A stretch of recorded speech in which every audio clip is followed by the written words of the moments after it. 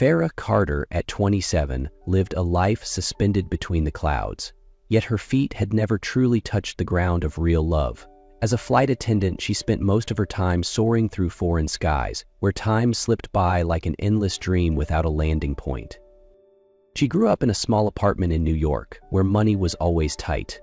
Since childhood, Farrah had fantasized about a fairy tale love, a man who would look at her with burning intensity, sweep her into his arms, and ask her to marry him with his whole heart. But life had carved a different path for her. Instead of chasing romantic dreams, Farrah had fought her way through school and carved out a career in the skies. She loved the freedom of flying, the endless destinations, but her heart remained empty. In the solitude of lavish hotel rooms, she realized that no matter how many miles she traveled, she had never truly belonged to anyone.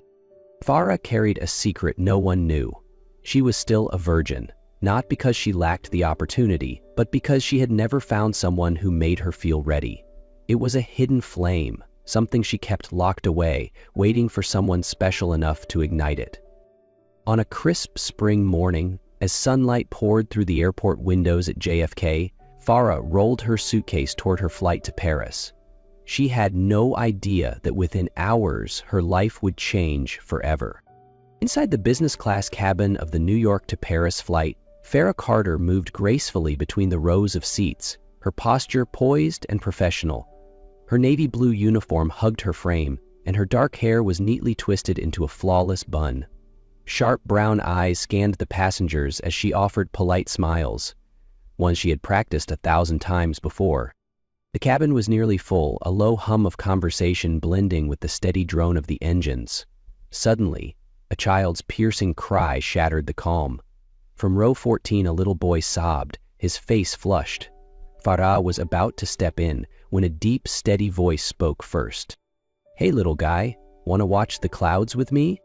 The boy sniffled, wide, teary eyes shifting toward the speaker. The man beside him leaned slightly toward the window, his voice smooth, unrushed. Farrah hesitated. The man was striking in a way that was almost unfair. Seated by the window, his broad shoulders filled out a perfectly tailored gray suit.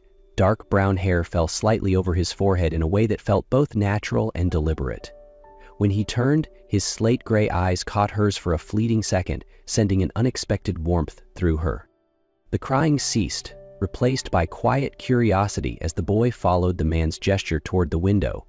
He spoke with a patience that stole Farrah's breath, describing cloud formations with the ease of someone who had all the time in the world. Her heart skipped a beat. This was the kind of man she had always dreamed of, the father she envisioned for her future children. When the child's mother returned from the restroom, she smiled gratefully, thanking him. Farrah stepped closer, the words slipping from her lips before she could stop them. "You're really great with kids." The man looked up at her, a slow smirk curving his lips. "He's not my son." His voice was a low rumble, rich and deep. His mom just stepped away for a moment. Heat crept up Farrah's neck as realization hit her. But what unnerved her more was the way his gaze lingered on hers. Too long, too knowing, as if he had seen something in her that she hadn't meant to reveal. She quickly turned away, forcing herself to focus on her duties, but throughout the flight she could still feel his gaze tracing her every move down the aisle. When they landed in Paris, the man stood, adjusting his suit before stepping toward her. He handed her a sleek black card, the gold lettering gleaming under the cabin lights. "Call me," he said, his voice firm, more of a command than a request. Before she could respond, he had disappeared into the flow of disembarking passengers. Farrah looked down at the card. Charlie Hayes. The name lingered in her mind like a whispered temptation. She had no idea that this card would change her life forever. The black business card remained in Farrah's pocket for weeks, a small secret she often touched as if, by running her fingers over it, she could still feel the warmth of the man who had given it to her. Charlie Hayes. His name lingered in her mind, pulling her back to the memory of those piercing gray eyes, cold yet mesmerizing. She had hesitated. A part of her wanted to forget that fleeting moment, to dismiss the thought of this dangerous man. But every time she stood inside a plane, surrounded by unfamiliar faces and the monotony of routine, she found herself remembering him. The quiet confidence, the effortless charm, the way he had looked at her like he already knew her secrets. For weeks she had told herself she wouldn't call, that she shouldn't. But every time she reached into her pocket and felt the sleek edges of that black card, temptation whispered louder. What was one call? One conversation? And so, that evening in Milan, hands trembling slightly, Farah did something she never thought she'd be bold enough to do. She called him. Her pulse pounded as the line rang, and when his deep, familiar voice came through, she nearly lost her breath. "I was wondering when you'd call." There was a hint of amusement in his tone, as if he had known all along that she wouldn't be able to resist. "I just wanted to say hello," she tried to keep her voice steady. He chuckled softly, the sound washing over her like a slow wave. "Just hello, have dinner with me tonight." Farah hesitated, but before she could overthink, she heard herself say, "All right." That evening she slipped into a deep red dress, one that hugged her curves in ways she rarely allowed. When she stepped into the Ritz Paris, Charlie's gray eyes locked onto her, as if he had been waiting for this moment longer than he cared to admit. Dinner was a blur of laughter, stolen glances, and conversations that pulled her in deeper than she intended. Every time he leaned closer, his voice rich and low, it felt like she was being drawn into a world she had never dared to explore. When the meal ended, Charlie tilted his head slightly, his gaze never leaving hers. "Come up to my suite for a drink?" She knew she should say no. They had only just reconnected after a few fleeting hours, but the storm inside her was raging, a fire she had never felt before. Farah swallowed hard, her heart pounding so loudly she was sure he could hear it.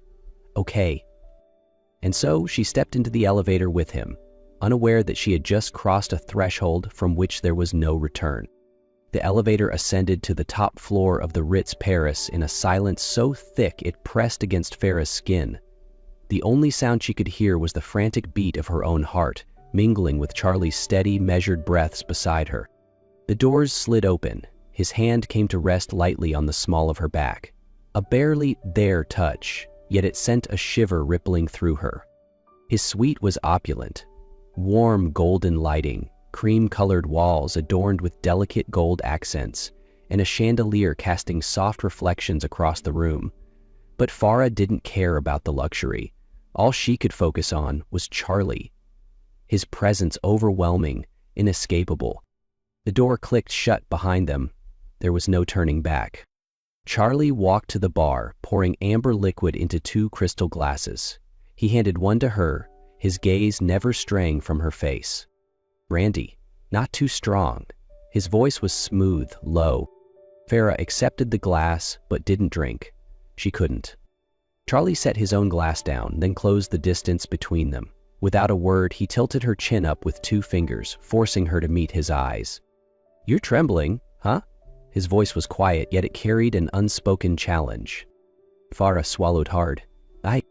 But before she could finish, his lips brushed against hers. The kiss wasn't rushed. It was deliberate, possessive, like he was savoring the way she fit against him. When he pulled away, his gray eyes were darker, a slow, knowing smirk curving his lips. "First time?" Farah froze. She didn't need to ask what he meant. Her silence was answer enough. Charlie took a step back, his expression shifting. There was surprise in his eyes, but something else too, something deeper, a flicker of possession. "Farah?" His voice was rougher now. Her cheeks burned as she bit her lip. "I've never done this before." Charlie stared at her for a long moment. Then, slowly, he smiled. A dark, dangerous smile. "Then let me show you how." He kissed her again. But this time, there was nothing slow about it. This time, the fire had been unleashed. Morning light spilled softly through the sheer curtains of the Parisian suite, bathing the room in gold. Farah stirred awake, reaching instinctively for the warmth beside her, only to find nothing but empty sheets. The bed was cold. Charlie was gone. She sat up, pulling the white sheets around her, her eyes scanning the room, searching for any trace of the night before. And then she saw it. A sleek black business card resting neatly on the bedside table, next to a folded note in crisp, elegant handwriting. "I had an early meeting, but this won't be the last time." Farah reached for the card, her fingers trembling slightly. A strange sensation swelled in her chest. Not quite regret, not quite anxiety, but an undeniable sense of anticipation. From that night on, she was no longer standing on the edge. She had stepped into Charlie Hayes' world. Their encounters after that came fast and burned hotter than she ever imagined. Paris, Rome, Dubai, wherever Farah landed, Charlie was always there. In lavish hotels, aboard his private jet, they collided like two forces that could not resist each other. Their nights were a blur of tangled sheets, whispered confessions, and desperate touches that made the space between them disappear. But then the sun would rise, and she would have to leave again. Each time she stood at the hotel door, suitcase in hand, Charlie would pull her close, his voice low, edged with something almost raw. "Stay with me a little longer." She could only kiss him, slow, lingering, as if it could somehow freeze time. But no matter how long she stretched that moment, it would still come to an end, and the door would close behind her, leaving him standing there alone. Charlie never asked her to give up her life, her career, but Farah knew that each time she walked away, his patience thinned. She could see it in his eyes, in the way his grip on her waist tightened just a little more every time they parted. Something was changing. A storm was brewing, and soon it would consume them both. Chicago, a cold winter night. Farah stepped into the hotel, the thick coat around her shoulders doing little to hide the exhaustion weighing down her steps. Her flight had been delayed, and out of habit, she had called Charlie. He didn't hesitate. He simply said, "I'll be waiting." When she unlocked the suite door, he was already there, leaning against the bedpost, a glass of whiskey in hand, his gray eyes darkening the moment they landed on her. Farah dropped her bag, taking a slow breath. Before she could say a word, Charlie pulled her into him, his lips crushing against hers, stealing her breath in a way only he could. They fell into each other like always, desperate, hungry, making up for every moment apart. But when the heat faded, when she lay against his chest, Charlie spoke. "Stay with me." Farah let out a soft laugh, tracing lazy patterns on his bare skin. "You know I can't." Charlie sat up abruptly, his gaze sharper than before. "Why not? You always have a choice." She opened her mouth, but he kept going, his voice tight with frustration. "You always leave, Farah. You always walk away." For the first time, she heard something raw in his voice, a vulnerability he had never let slip. She swallowed hard, trying to find the right words, but Charlie pulled her closer, his eyes burning with intensity. "I don't want to be just a stop along your journey." Her heart clenched. "Charlie?" But he didn't let her finish. Charlie ran a hand through his hair, exhaling sharply as if trying to steady himself. His jaw tightened, his usual controlled demeanor cracking just slightly. Then, as if coming to a final decision, he pushed off the bed, crossing the room to where his coat lay draped over a chair. From its pocket, he pulled out a small black velvet box. When he turned back to her, his gray eyes locked onto hers, uncharacteristically vulnerable. And then, he flipped open the lid. The diamond glinted under the soft glow of the hotel lights. "Marry me." Farah's world stilled. She had dreamed of this moment her whole life, but never had she imagined it would come from someone like Charlie, a storm she could never contain. Tears welled in her eyes, and when she spoke, her voice was barely a whisper. "Yes." Charlie smiled. For the first time, it wasn't a smirk of challenge or possession. For the first time, it was pure relief. He pulled her into his arms, kissing her deep, as if sealing this moment into eternity. A few weeks later, Farah Carter was no longer a flight attendant. The sky had taken her across the world, but at last she had found a place to land. Their wedding took place on the Amalfi Coast, Italy, where the sunset bathed the sea in gold, where the ocean breeze carried the scent of freedom and love. Charlie stood there, dressed in a sleek black suit, his gray eyes never leaving her as she walked toward him in a gown as pure as the promise they were about to make. He had once been a man who didn't believe in love, but Farah had changed everything. When the officiant asked the final question, Charlie didn't wait even a second. "I do." Farah looked into his eyes, her heart overflowing, and when she whispered, "I do," in return, her voice trembled. Not from fear, but from a happiness too vast to contain. They kissed beneath the Italian sky, in front of friends and family, but in truth, there were only the two of them in that moment. Charlie, the man who once thought love was just another transaction, now stood before her, offering something he had never given anyone: his forever. From that day on, Farah only flew one journey, the one beside him.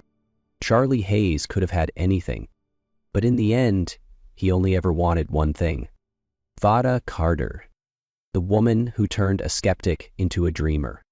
And from that moment on, they never had to say goodbye again. The sun dipped below the horizon, painting the Amalfi Coast in soft hues of orange and purple. Farah stood on the villa's balcony, her brown eyes reflecting the shimmering waves as the salty breeze carried the scent of jasmine from the garden behind her. Strong arms wrapped around her from behind.